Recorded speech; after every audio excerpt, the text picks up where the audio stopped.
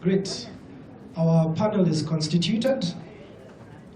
Allow me to give a quick brief on this conversation. The government of Kenya has set the ambitious target of the universal access to clean cooking by 2028. I believe we all know this by now. To achieve this, the Ministry of Energy has developed strategies including bioenergy strategy, behavior change communication strategy, gender in energy policy, and energy efficiency strategy, among others. Further, the Ministry of Energy is in the process of developing the Kenya National Clean Cooking Strategy, which will drive the cooking agenda forward and contribute to universal access to cooking. This panel discussion will focus on existing policies and strategies that have helped create an enabling environment for the adoption and access to clean cooking. Just to give you a quick guide on how we will conduct this session, I will all give you an opportunity to introduce yourselves, then I will have directed questions to all of you. Then after that, should you have any questions, we will invite questions from the floor, and when you ask the question, please indicate who you're directing the question to. And at this point, I want to give a quick disclaimer that I'm not a clean energy professional. I am just a student of philosophy. That is, philosophy has two words: philosophia, love of knowledge. And I'll also take Richard Branson's philosophy, which he took from Albert Einstein, that any concept should be explained like you explain to a 6-year-old. But I know there's many 60-year-olds here, but break it down so that we all get it. So the first one is a question that comes to everybody, which is what has your organization been doing to promote clean cooking, which is really the crux of our gathering here. So I will direct this question to everyone, but I'll start with Dan Marangu, Director of Renewable Energy, Minister of Energy. Okay, thank you so much, Ele, and good afternoon. Is it afternoon? Yes, it is. Okay, I will introduce myself. I'm Dan Marangu. I work for the Ministry of Energy and Petroleum. I'm the Director of Renewable Energy, specifically in charge of bioenergy, dealing with clean cooking issues, biogas issues, biofuel issues across the country. We will zoom into the question about the ministry has been doing to accelerate adoption of clean cooking. And basically, as you know, the ministry is a policy guidance, gives policy guidance on the sector. And of course, as you heard this morning from our principal secretary, we have given very high priority to clean cooking as we have implement the programs and projects in this sector. But basically, why it is urgent to have clean cooking at the priority table is because from other implementation of SDGs, it has been realized. Electricity, as it has been mentioned, even the previous speaker was presenting on e-cooking. Electricity has picked up very well, but clean cooking is lagging behind even in targets. So that is why the priority is there, and of course the advantages it has on health and environment. And we have done that through providing an enabling environment. Those who have followed, even from our website, you could download the policy of 2018, the Energy Act of 2019, and both of those documents are very high. They have provisions highlighting the promotion of renewable energies, especially clean cooking. It has a very robust framework for the promotion of this renewable energy in the country, and specifically clean cooking. If you go deeper into the Energy Act, you see that it provides both the roles the national and county governments are supposed to play in this sector, giving specific roles, and it also goes further to provide institutions which are critical, and I focus with one, the Rural Electrification and Renewable Energy Corporation, which has been given enhanced mandate to promote renewables, and in this we also have a department there, and I know maybe somebody from NELEC will be coming in this forum later or tomorrow. You realize that they have a full-fledged Directorate in Renewable Energy also dealing with issues of clean cooking and promotion of other renewable energy issues. So basically, we are on the track, and we also have programs. We have projects which the ministry spearheads. We have one, for example, if I name one, which promotes adoption of biogas, which also provides clean cooking solution at the household level and institutions, and others, and also programs in clean cooking, promotion of efficient kilns, especially for charcoal production, because we are alive to the fact that charcoal will be with us for some time, and as we have been discussing here, we are providing various solutions so that we can be able to achieve this. And we are also promoting e-cooking, partnering with the MECs and other partners, so that at least the uptake of e-cooking can be achieved in the country. The other programs, as we move on, we can be able to enumerate more of the programs. We have them in the ministry, especially in clean cooking. Lastly, we have a GCF clean cooking project with GIZ. You saw us launching some trucks.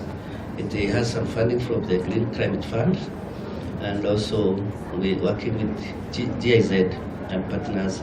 We are also on that. We also have an NDF program which has been there for a long time, promoting the Artisanal clean cook stoves across the country. Maybe I can stop there. Thank you very much, Mr. Dan. And I know the ministry is doing quite a bit in this space. I want to ask our other presenters to keep it short and sweet, if you can. So I want to take it to the last mile there at Jackson. Jackson, please talk to us about what clean cooking looks like at GIZ. Thank you. My name is Jackson Mutonga. I'm working with GIZ Kenya, the Energy, Transport and Climate Change Cluster, where we are looking at modernization of the energy sector, sustainable mobility, and climate protection in the country. Of course, we are a development partner. That is, we support the government of Kenya in achieving its target. So in the sector of clean cooking, we have been working on this subsector since 2006 on promotion of climate-friendly cooking through the HENDEF project. And over that period, we have seen more than 3 million households access improved cookstoves technologies. With that, the HENDEF project is now upscaling to actually higher tier cookstoves and technologies. So for that matter, now we are supporting the government on policies and strategies on electric cooking, for example, and biofuels. With the GCF co-financing and the German government, together with the government of Kenya, as Dan has said, we started this project on promotion of climate-friendly cooking in 2020, and it ends in 2025. So the project is looking at the market transformation for improved cookstoves, where we want to transform the sector in such a way that it will not need any grants anymore. So here we are working through the whole value chain of improved cookstoves, right from the production, where we are supporting the producers, the private sector, to the distribution. We are creating a last mile entrepreneurs to distribute the cookstoves, and at the consumption level, we are working to make sure that the population is educated on the benefits of clean cooking. Over that, we also piloting or implementing the project on Africa Biogas Component, as my country director mentioned. So here we also working with the government of Kenya, Ministry of Energy, for upscaling of biogas adoption in the household level through support of the private sector as well. Thank you. Well, thank you. Thank you, Jackson. 3 million households getting access to improved cooking stoves, and a lot more that's happening there at GIZ. Right next to you there, I want to invite Geoffrey from Kenya Power to also chime in and tell us what the clean cooking agenda looks like at KPLC. Thank you very much for the welcome. My name is Samson Ondiek. I'm not Geoffrey. I'm the technical assistant to the MD and CEO for KPLC. I'm standing in for him. He could not be able to make it today. So I quickly also want to point out what KPLC is doing in terms of promotion of e-cooking. We all know that KPLC's mandate is to procure power, distribute and retail to our end user customers. What I would want to point out at the moment is that the power that we are using is 92% renewable at any given point, and it moves to 100% renewable anytime from 10 p.m. to 6 a.m. in the morning. That is when we have put off all the thermal generation that support us during the peak hours. We all revert back to both hydros, geothermal, and the wind that we have in Pleti in the evening. So at any given point when you're using power at night after 10 p.m., just know that you are doing 100% renewable. Having said that, we also are aware that the company has been spearheading, or through the ministry, the last mile connectivity, where we have brought on board close to over 8.3 million customers now across the entire country, majority of whom are the last mile customers, over 6 million, who are predominantly the ones that we are trying to address in terms of moving them into the kind of clean cooking that we are looking at. Because the customers who are in the towns and in the urban centers, we are all aware where we are living, we mostly either use LPG or other source of energy. But our rural customers, they're the most affected. And as KPLC, the first thing that we've done is to bring them on board in terms of giving them access to this clean energy that is available. We are trying to improve the reliability and the quality of supply to all the areas of the country to sustain and enable them at least be confident enough to use our product to support them in the e-cooking. Together with that, we are also promoting the e-cooking within the company itself as part of our drive to increase our demand across, especially the last mile customers. We all are aware that most of these customers are the ones that are financially, I would say, challenged in one way or another.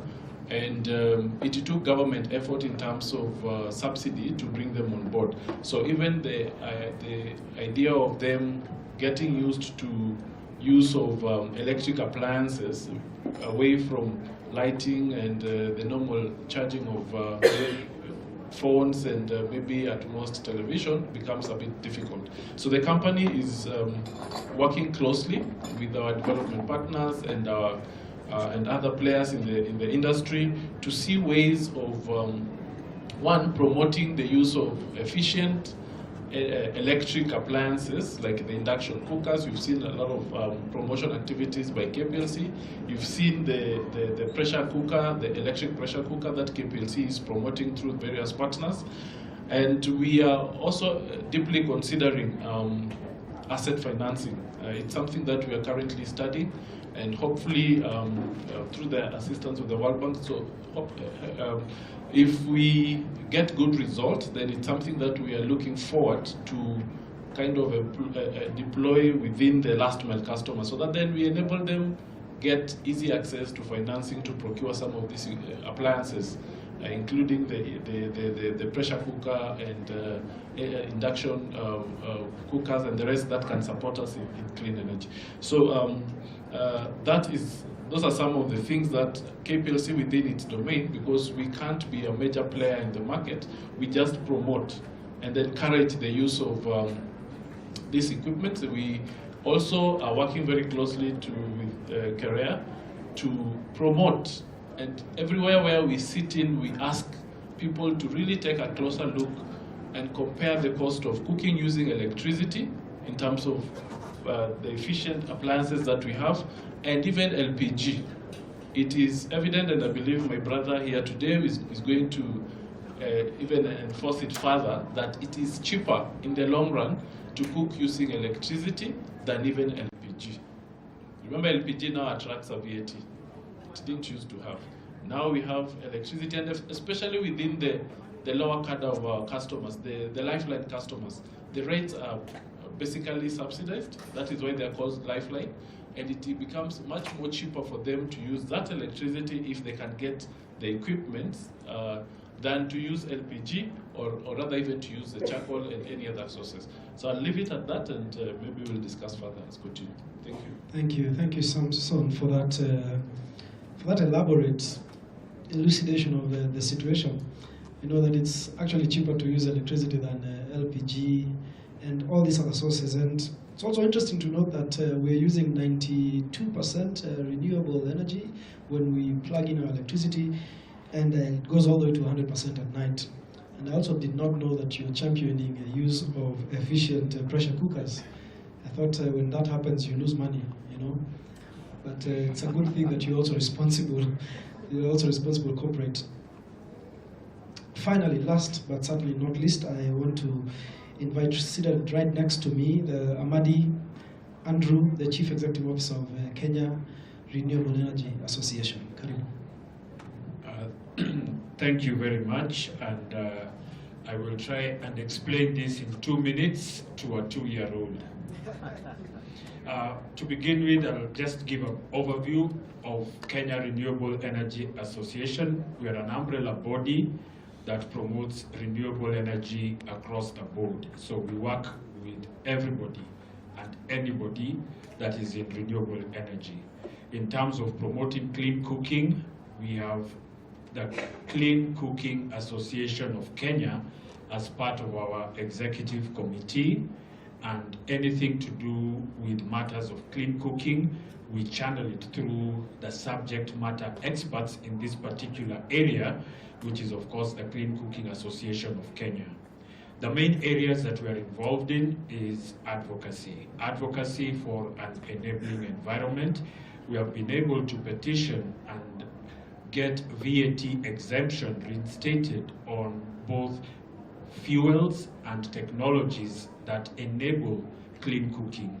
However, we still have some sticking points, and we continue to have those discussions. I think Philemon is somewhere here.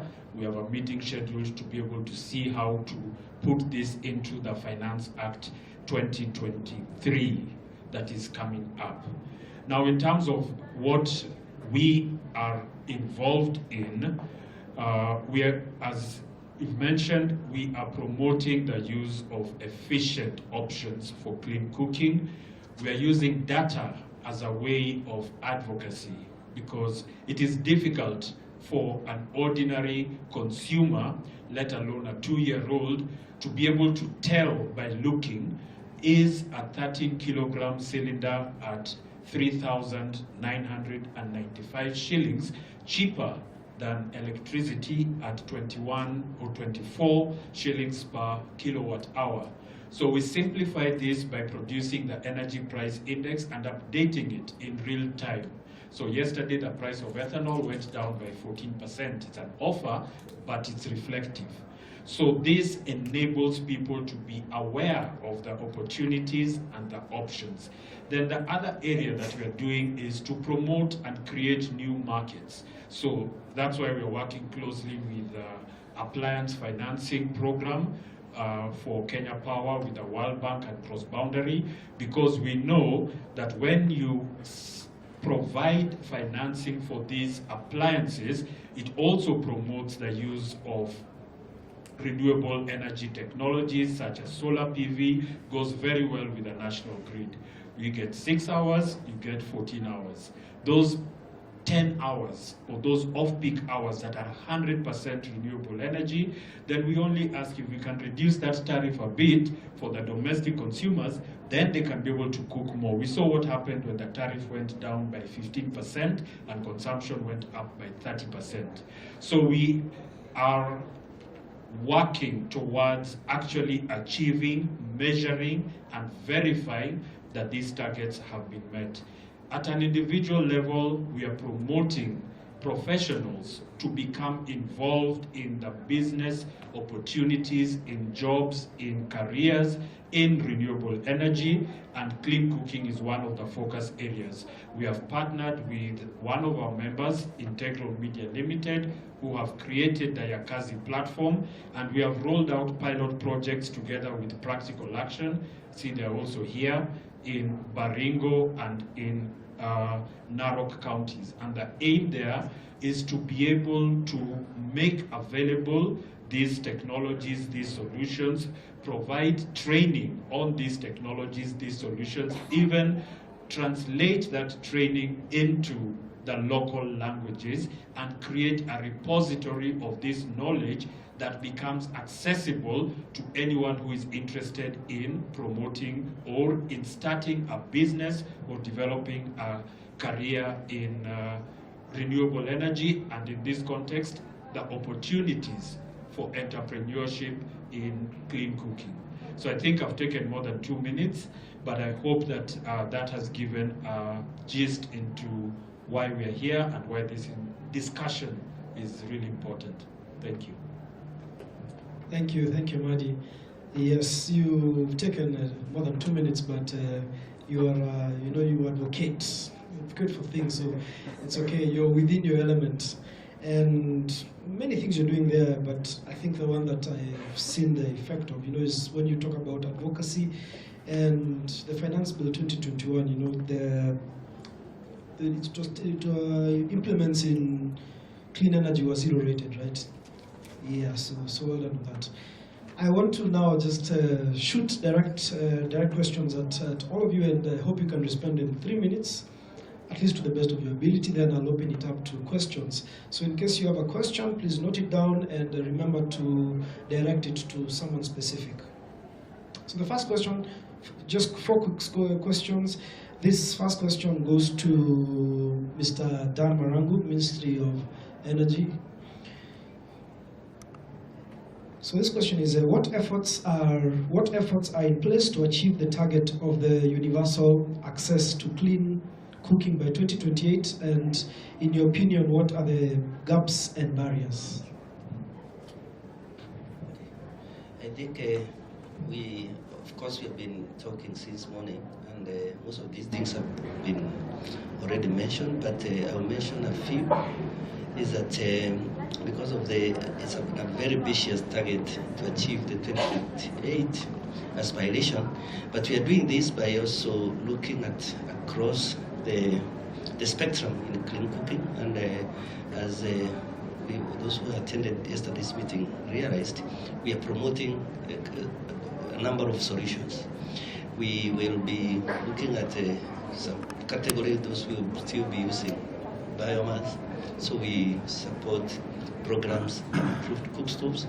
We are also promoting alternative sources of energy, briquettes and pellets, to win people from charcoal. And these briquettes and pellets, we advocate that they are from maybe waste, from agricultural waste, so that we don't also go back to forest, so that at least we have a good environment.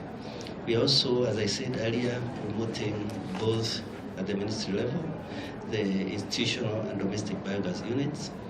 Those we do as pilots, so that we can spur interest in the communities, so that they can be able to have those units. Because at the moment we have maybe over 60,000 units, but the capacity, we could go up to 2 million units if we are able to promote this, which is also a very good source of clean cooking solution, and also bioslurry, which can also be used for agricultural activities. We are also working with the stakeholders to develop standards to ensure that the products in this space are of good quality and that it's well regulated. That we have been doing with KEBS, ITRA, and others. We are also targeting mobilization to mobilize the resources, especially for clean cooking, because we realize that, as we mentioned, clean cooking has been receiving not a lot of money compared to other sectors, and we feel we need to talk to partners, those who are, some of them are here in the room, so that we can mobilize more resources to this sector. Another area is awareness. Awareness is critical, and that is why we are launching some of those tracks this morning, which will be one way of creating behavior change communication across the country so that we can accelerate adoption, because sometimes it's ignorance, so that if this message is, and it's done promptly and across board, we can be able to bring more people on this. Tax incentives, we have been working closely. They have not mentioned the involvement of the ministry, and we always work together so that we could be able to afford this renewable energy, especially clean cooking appliances, cheaply, and we have been working with KREA, CCAK, so that we support the advocacy on that area, and it has been successful in the past. We also are implementing the Energy Compact, which was mentioned here, and it has several activities and milestones to achieve. And one of them, which has been mentioned since morning, is looking at ways of transiting public institutions from over-reliance on green cooking, especially tea factories, if it is possible, schools, hospitals, prisons, and others. Lastly, we are also looking at how we can be able to have an initiative which is captured in our bioenergy strategy, having a program of last mile initiative in green cooking, where we could have such an initiative to scale up. And we could be looking at vulnerable members who cannot be able to afford the appliances in green cooking, so that we can provide subsidies in that area. Thank you. Barriers. Barriers, of course, is awareness, lack of awareness, inadequate resources. Resources are never enough. And also, those are the areas, and also adoption of technology. We need capacity, especially some areas where we need manufacturing, even if it's informal. You need to create capacity in artisans who are doing green cookstoves, and also those who are doing masonry biogas and others. So we need to work closely with training institutions so that we can create capacity in that area. Thank you. Thank you. I want to direct this next question to KPLC Samson Ondiek. We are celebrating the electricity access rate, maybe one of the highest electricity access rates in the region and in Africa. 75, almost going to 80%, according to a World Bank report for 2021. And my question is, what can we learn from the last mile connectivity project to increase access to clean cooking? Thank you, and that is one of the, maybe part of the issues that as a company we are looking at. It is true, we had within the last 10 years accelerated the rate of connectivity, and I believe we are one of the fastest growing in terms of electrification in Africa and maybe in the world. And this has come with some challenges. So one of the main challenges that we are experiencing is the demand. Our projection in terms of when we are investing, because this is a company that is investing its resources to get some return. And when you are connecting new customers, you had a projection in terms of what is the return I'm going to get when I hook into a new customer in terms of the demand of my product and the sales that I'm going to generate out of that new customer. And our witness and what we've experienced and recorded is for the 6 million or so last mile connected customers, their demand per month is, or even per year, is way below the economic return that the company is actually making. We talk about between 10 to 15 kilowatt per month. That is way below what an average consumption is, and to just add kind of salt to the injury is they're the people who pay the least in terms of they have a subsidized kind of a rate. You've subsidized them, and they're still, the demand is very low. And so, so that has been one of our greatest challenge, and it is something that is being addressed through the intervention that we are currently running on in terms of promoting demand within these categories of customers. And one of the issues that we are looking at is the promotion of e-cooking, and that is how the financing, because there are three issues that we noticed are affecting these customers. One, to them, the cost of power is still seemingly high. It could be historical, because ideally when most of these people, or when most of us were growing up, electricity was being preserved for the rich. So that notion is still in our minds, that electricity is expensive. And so for them, they're looking at electricity to be expensive. The other thing is we have had some issues in terms of reliability and quality of supply to most of the rural areas. And then the third issue that we have also noticed is the culture and behaviors of some of the communities that we've taken to electricity. I remember there's some places where you go and the people just refuse electricity. It's not acceptable to them. They can't allow you to, even if it is free, they do not want it. They do not want your electricity even if it's for free. So we still have some cultural barriers to go through. But having said that, our intervention to try and promote the demand using equipment financing is really very key for us. We are working, of course, closely with our partners, our stakeholders in the industry to try and show or to kind of practically demonstrate how cheap and easy it is to use these equipments to be able to grow our demand, of course, and of course to promote the issue of clean cooking, because we are also environmentally alive and concerned that whatever product that we are selling, we need to make sure that we support all the global effort to reduce emissions.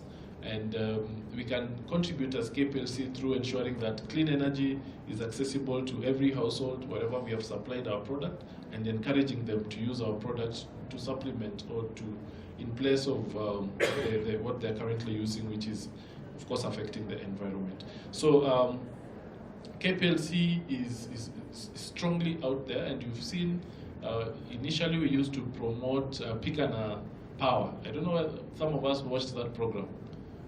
KPLC had been sponsoring that program in our televisions just to show people that you can actually use electrical equipment efficiently and use electricity to support your cooking. It used to have Mke Mnyumbani, who was promoting the use of different electrical equipment to promote the use of clean energy. The other thing that we are also doing, we have demonstration centers in all our regions. We have 8 regions as KPLC, where we have headquartered our regional offices. We have days when we demonstrate, practical demonstration with Mke Nyumbani being present to show and encourage our customers on how to use the different electrical appliances for cooking. And in one way or another, we have seen a bit of traction. We are also supporting and working closely with the equipment manufacturers and distributors to try and promote the same. We once in a while do that in our banking halls, where when our customers walk in, they also get an opportunity to see the various electrical products that are available, efficient electrical products that are available to support them in terms of improving or getting used into e-cooking. Thank you very much. Thank you, Samson. I mean, what you said is completely true. I'm an urbanite, but I naturally perceive that electricity is expensive. So when I'm advising my mom, who is in a rural place, I want to do anything but electricity. So I think there's a lot of work that needs to go into sensitization, so that people, because there's a mindset. I think it's just a mindset. You also said LPG is cheaper, really, and I was half doubting you, but I'm also doing that mental transformation, and I think we need to do a lot of this so that we can, people can understand. Let me go 2 more questions to our panelists. Let me take this to my brother here from Kerea, Amadi. And you can help him with the microphone, please. Which policies and strategies have enabled Kerea to lobby for clean cooking sector tariffs? That's import duty and VAT exemptions. Okay, thank you for that question. When it comes to the argument, the discussion around the tariff or tax on equipment, the two main strategies that we've been looking at is one is the bioenergy strategy, which is still, of course, under development and going into implementation, which gives the framework for how we can be able to make our energy use of bioenergy to be sustainable. This is the second largest contributor to greenhouse gases in Kenya's mix. Number one is petroleum products used for transport, and number two is the energy that we use for cooking. So long as it's unsustainable, so long as it's not within the parameters of sustainability, then it's coming at a cost, an environmental cost, and also a financial, and most importantly, a serious health cost. So those were the main points that we're using. Their supporting arguments came from, and this now talks about the electric cooking as well, energy efficiency. So we have a national energy efficiency and conservation strategy which prioritizes the effectiveness or the efficiency of the energy type in order to be able to achieve what you're trying to do. And this is why it's not very intuitive that 24 shillings per kilowatt hour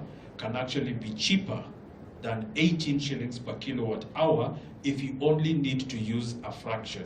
To give an example is, I make my coffee at 60 degrees. In order for me to get to 60 degrees, I put it in the microwave for 1.5 minutes. That uses much less than if I try to heat that same amount with gas or with any other option. It is faster on time and it actually uses less energy, and therefore the cost is actually lower. So that comes from the energy efficiency. I think the access to renewable energy is through energy efficiency. Thank you. And finally to Jackson. GSZ, what are the possibilities of incorporating the supply and distribution of clean cooking solutions during national relief food distribution? Well, you reserved the worst for the last. We have to appreciate that relief food distribution is seasonal, although this time it is coming almost annually and predictable. But the fact is that also where we distribute this food is also known as the arid and semi-arid lands. In these lands, we have also the challenge of fuel supply. And actually, the problems are caused by cooking. So cooking is a causer to the desertification problem, because we extract a lot from the land, from the natural resources that we inject. So distributing clean cook stoves while distributing food, I would say yes and no, for various reasons. When you distribute the food and the cook stove, remember also you are encouraging the use of firewood. But I would recommend that if we could look at appropriate technologies to distribute in these areas, what are the natural resources available? We have advanced technologies now in terms of standalone electric cook stoves or renewable cook stoves, which can be distributed in these areas, and we reduce some pressure on the natural resources or on the forest. Then again, when we look at the global transition now, we are talking much about the principle of leave no one behind and the principle of just energy transition. These people are the vulnerable people, the poorest of the poor in some cases, and also included in that bracket is the refugees who are displaced also because of climate change. And we have experience working the refugees through the market-based energy access project with technologies of improved cook stoves and also access to energy for lighting and electricity. And we have witnessed the distribution of food by the humanitarian agencies where they receive food, and once they receive food, they do not have the firewood to cook it. They actually sell part of the food in order to buy firewood. So there has to be that balance of, are we supplying the food alongside fuel or alongside the cook stove? But for the cook stove, I would say let us approach it sustainably. Let us be very deliberate in the development of our policies and strategies on how the most vulnerable will be reached with these technologies. Because as much as we talk of universal access by 2028, it most likely will happen that some people will be left behind. But if we are deliberate through what we are developing now and taking advantage of the momentum of the moment, when the clean cooking conversation is now getting the appreciation which it has lacked over a long period of time, then we are at a good position now to incorporate these people affected by drought who receive these food aids. And alongside that, we now can deliberately incorporate in our strategies the aspect of the vulnerable groups on how to reach them. Because it is very broad in terms of the technology. How do we reach them? Who will finance that technology? How sustainable will be the maintenance of the technologies we supply them, and who will replace them? Will they be able to afford? Some of them can afford actually. So we need also to solve the bigger problem. So while developing our clean cooking national strategy, while developing our electricity cooking strategy, let us also remember to include these people deliberately. While we are developing at the regional level, at the county energy plans, let us incorporate these people. Because it is known, we have data on where they are, we have data on who is affected. So we can't run away from that. We need to be very deliberate and make sure that it is sustainable supply in future, incorporate business models which take into account the contribution of these people. Are they involved in the fuel supply chain? What are their contribution? What is their share in these businesses which are promoting there? We have the enabling environment to push private sector to these areas. That I think would be more a better approach than doing the cook stoves just alongside the relief food. Thank you. Thank you, Jackson. So let's be deliberate about this effort, and also let's look at it from a sustainability point of view. But Amadi also wants to chime into that conversation, so karibu. Yeah, thank you so much for allowing me to contribute to this. One of the things that CAREA is doing is looking at the productive use of renewable energy technologies as the new frontier for growth. Now, this is a broad area, and the area that we have narrowed down is for food security. So within the context of the current drought and famine situation, we've been raising the question about what is the role of water in alleviating this situation.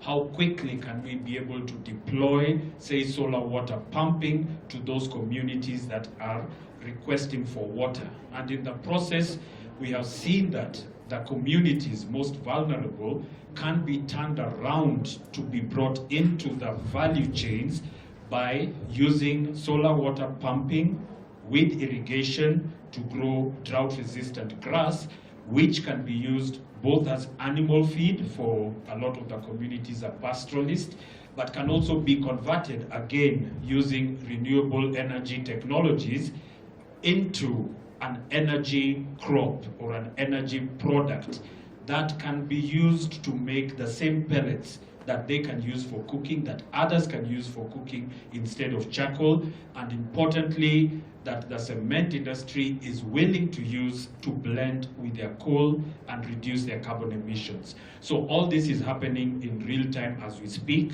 We have identified a community in Kilifi that has requested, we've identified an off-taker, and now it is just a question of putting the dots together in what Jackson was describing as creating the right business model that can be able to include the people that have been left out.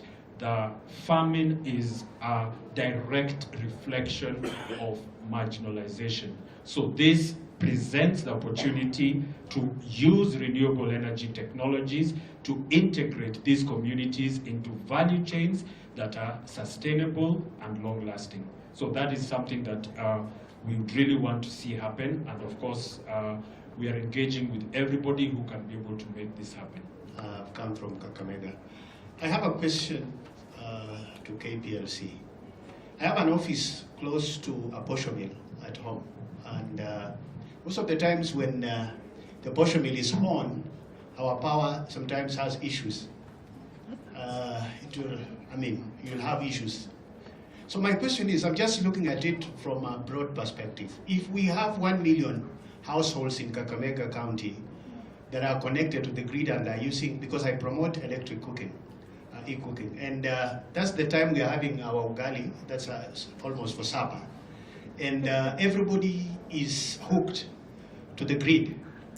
If a Posho mill alone can cause that kind of a challenge, how am I sure that my ugali will go through to the end, and that the power supply we're talking about will be sufficient to supply all, to serve all the clients, about 1 million of them at a moment? Are we prepared for this challenge that we are putting our heads in? Thank you. Thank you very much. In your presentation, I expected you to mention something to do with the energy centers. How useful are they? And if they are there, how are you planning to hand them over to the counties? Because previously the ministry used to use the energy centers very appropriately, and from the 80s and 90s and 2000. There were centers that were being used to display all the different gadgets of the cook stoves. Maybe you have to tell us more about that, because if you really want to succeed, how are you using the centers? And also in your presentations, all the panelists, I've not heard you mention the end users of these gadgets are actually women. And in your presentations, nobody has mentioned how women benefit this, what are the challenges. I expected somebody from Kenya Power to tell us some of the challenges that women go through when you bring out these gadgets. That some of them that I have seen outside, they are so expensive, and something has to be done, and they expect Korea to look into it, because you cannot expect somebody from Mount Elgon to use that gadget when the electricity is not even there, and yet they have also stopped them to use firewood.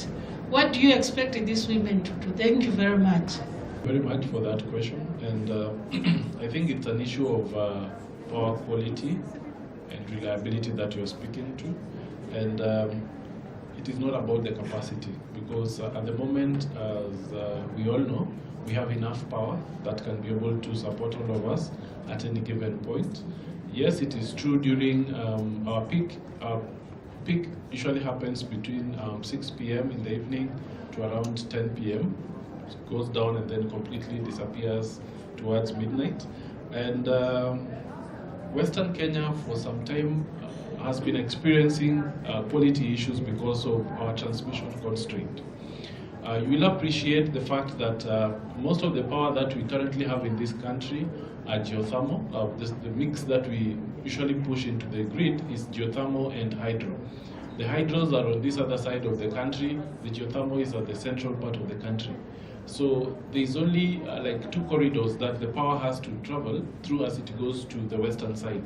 So when we experience some constraint along those lines, that then can create a situation where we have power quality issues at the end in the western side. But that has been addressed. The country or the government has invested heavily in building new transmission network that has, I believe, of late reduced the effect that it used to be when it comes to power quality. And that, having said, you being next to a Posho mill, the most logical reason why you could be experiencing power issues is that you are connected on the same phase with the Posho mill. And all of us know that when you're beginning a Posho mill, it draws a lot of power if you're connected to it. And it is not like it is going to continuously affect you. It's just an instantaneous kind of a thing, and then after some point, you go back to having a quality supply. So what then you need to do is to be either two issues can happen. We operate the transformer that is serving that area, or kind of redistribute in terms of the facings, the various faces of the line. We make sure that the customers are well balanced to avoid a situation where we have quality issues. So that I believe it's an issue if you report to our nearest office.